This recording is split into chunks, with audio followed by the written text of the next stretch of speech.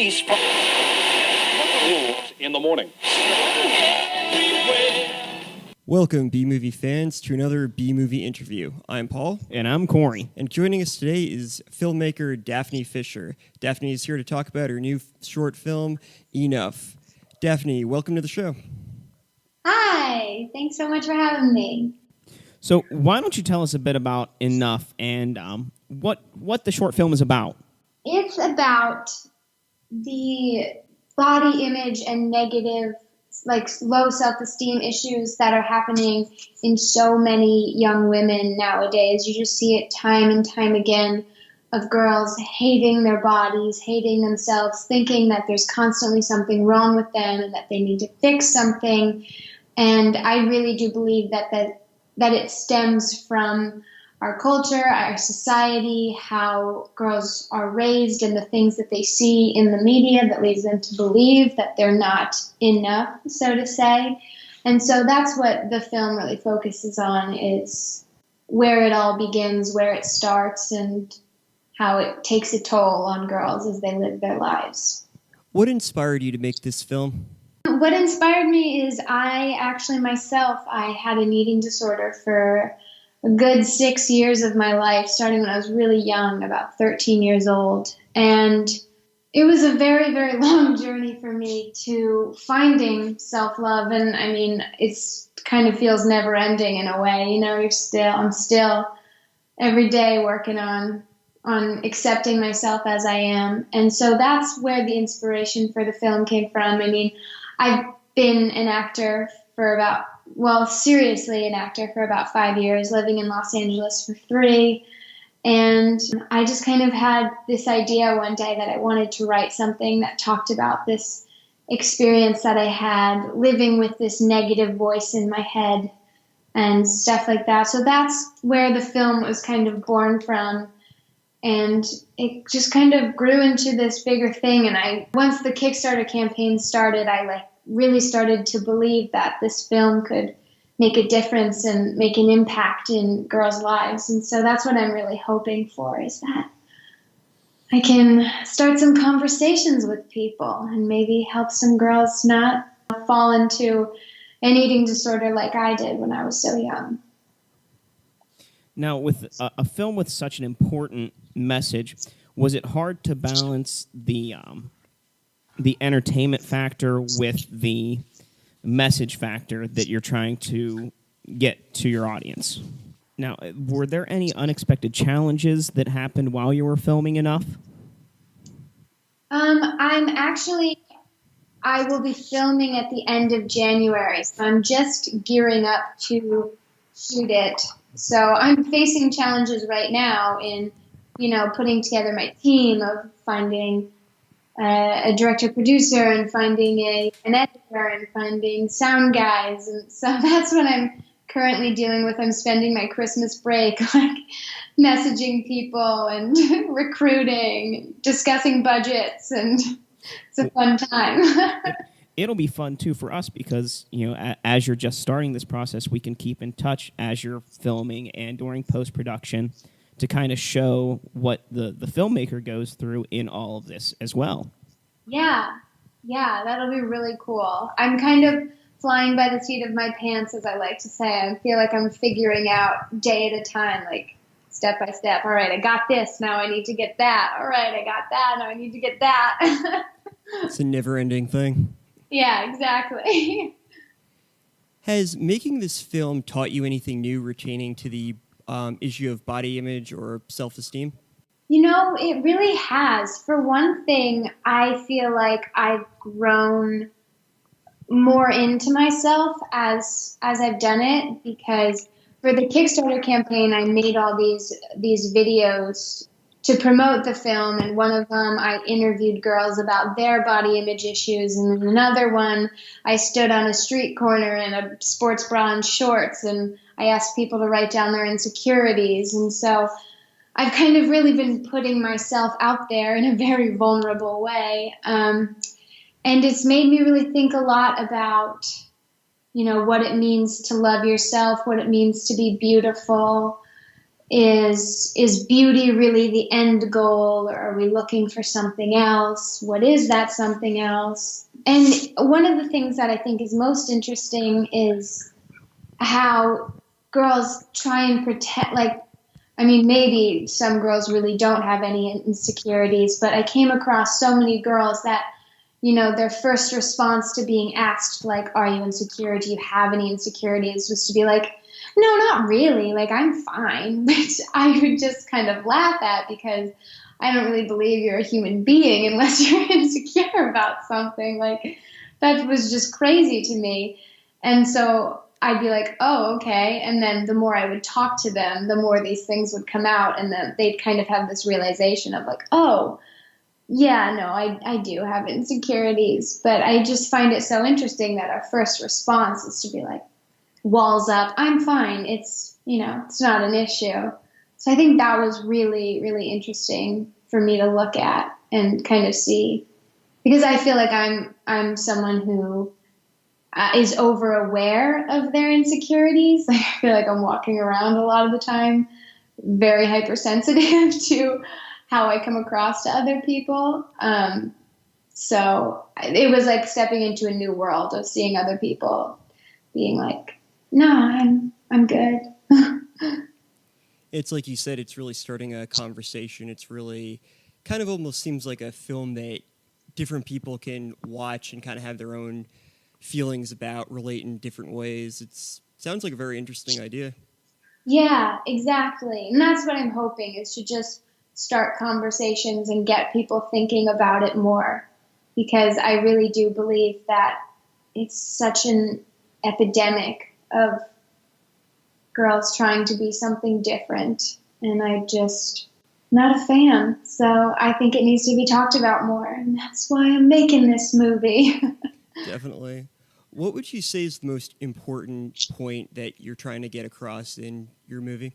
Yeah, that's a good question. I would say the most important point that I'm trying to get across in my movie is that we are all born inherently enough. You come onto this earth as, you know, everything that you could possibly need.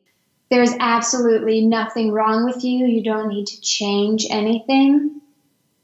And that it's a taught thing. It's a learned behavior. It's a learned belief that you're not. And what I really want is for people to walk away and think that the things they have learned about themselves might not be true, and that it's ultimately their decision whether they are enough or not. And nobody else gets to tell you whether you're enough, whether you're beautiful, whether you're a woman, whether you're anything. It is all in your own hands, is what I think.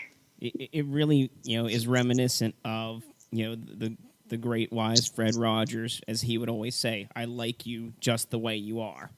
Yes. And today, we really don't get that anymore. Mr. Rogers isn't on the air anymore.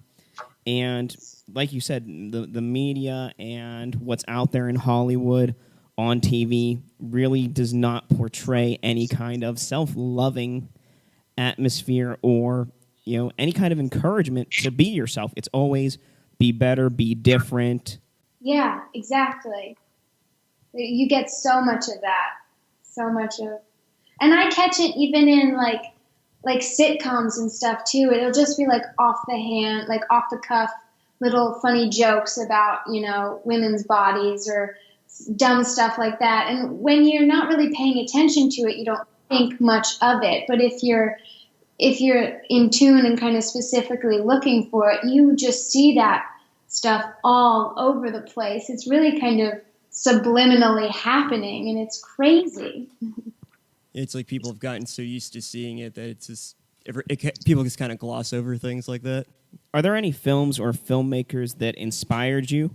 I got into acting not because I wanted to be famous or because I wanted, a lot of money or anything like that. Like, I got into acting because I really love the craft of acting, and I love that you can make people feel things, and actors kind of get to hold a mirror up to society and like show people what it means to be human and what it means to feel things. And those are always the types of movies and actors that I love, or the people that, really take it seriously and really make me feel deeply. So I think that's what I'm really hoping for this film, is that I can really make people feel some things and be inspired and stuff like that. I don't know if that makes any sense, but that's what inspires me to be an actor, is kind of also what inspired me to make this film. Because for a long time I didn't think that I could. I was like, I'm not a writer, I'm not a director, it's stupid, it's going to end up being stupid. But I don't know, something just kept telling me that it needed to exist in the world, and so I'm doing it. Can you give us a couple of examples of who you would think as an inspirational or an actor like you've just described, an actor or actress like you just described?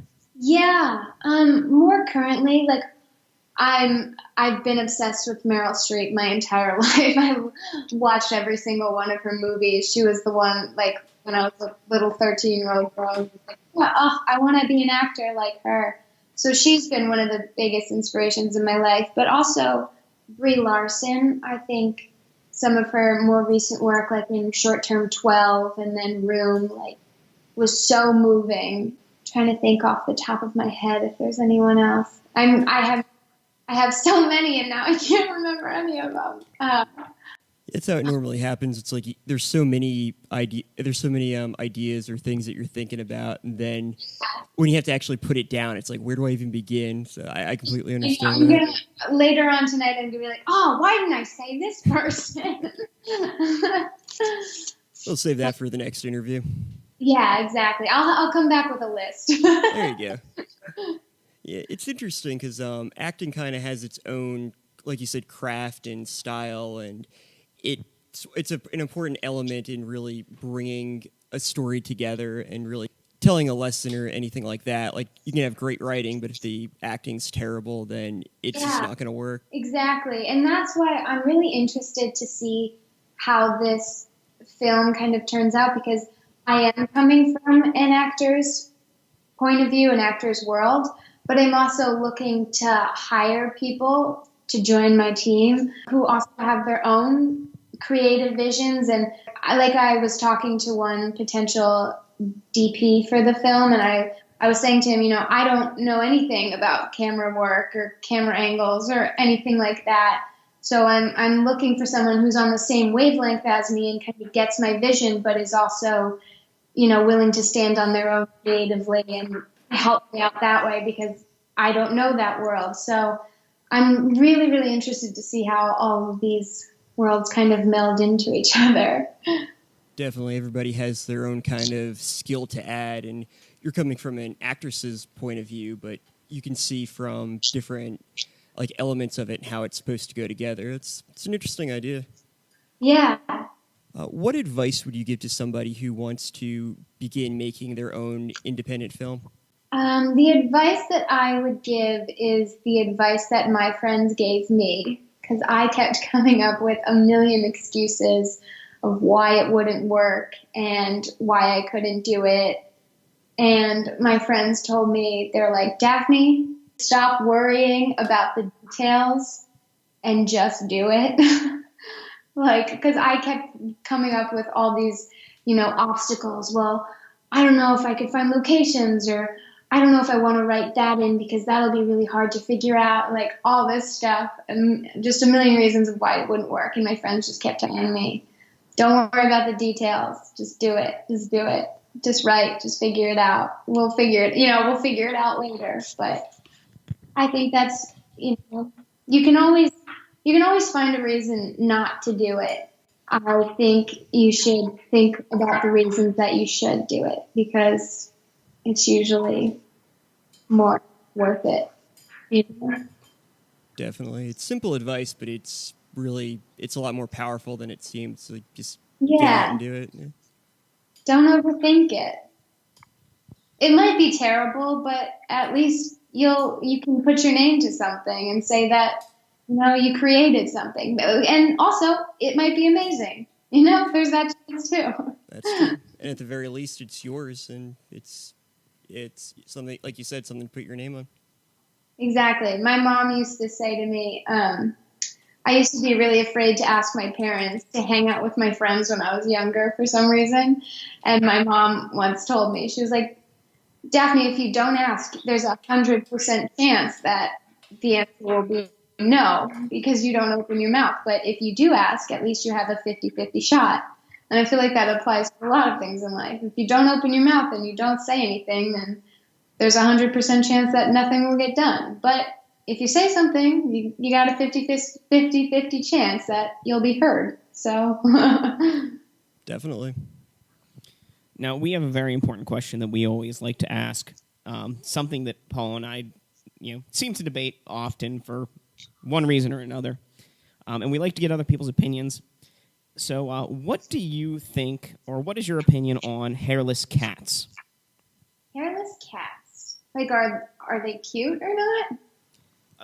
That's part of what we always talk about. I mean, I think they're adorable. Are they cute? Like, would you keep one as a pet, or do you think they should all be burned alive? I mean, everybody's got different opinions. I would like to just adopt all of them and have a naked cat sanctuary.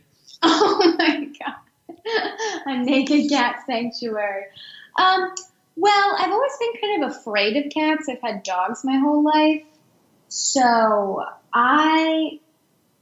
naked cats kind of seem extra intimidating to me, Like, if cats are scary, then naked cats are really scary. They are very intense.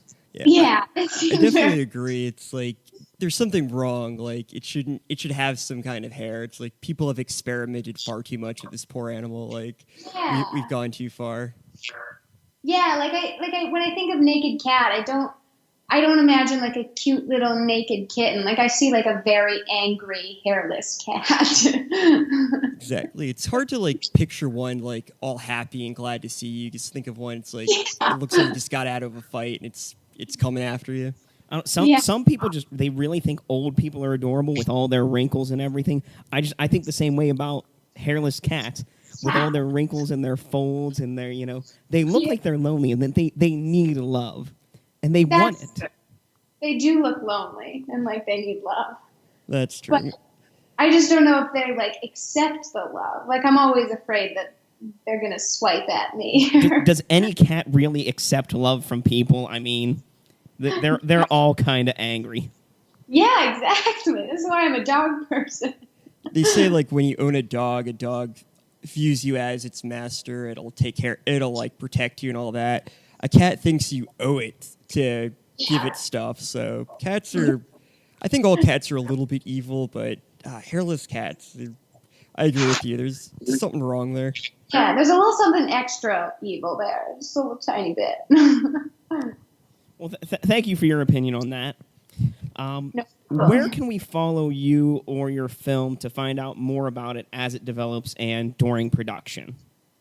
Yes, I have a Twitter specifically for my film, which is _EnoughFilm. So you can follow me there. I post a lot of updates kind of through the process. I don't have an Instagram for it yet. I've been debating making one or not, but I've been posting a lot of updates on my personal Instagram, which is just at Daphne Fischer. So you can follow me there as well. And I will keep you all updated as the process goes. Sounds good. So there you have it, folks. Enough. A film about body image and self-esteem. Daphne, thank you for coming on the show. We can't wait to do a second interview to follow up on how the process went. Yeah, thank you guys so much for having me on. I'm really, really excited to talk again. If you have an independent film you're working on and would like to discuss it, you can email us at bmoviebros@gmail.com. You can follow us on Twitter at bmoviebros or my personal Twitter at bmoviepaul. Don't forget to listen to our podcast. We review a different B-movie each week. New episodes every Friday on our website, bmoviebros.com. If you have a movie you'd like us to review or any additional comments, feel free to leave a message below. This has been another B-Movie interview. We are the B-Movie Bros saying, be brave, be alive, and be back next time. Yellow money.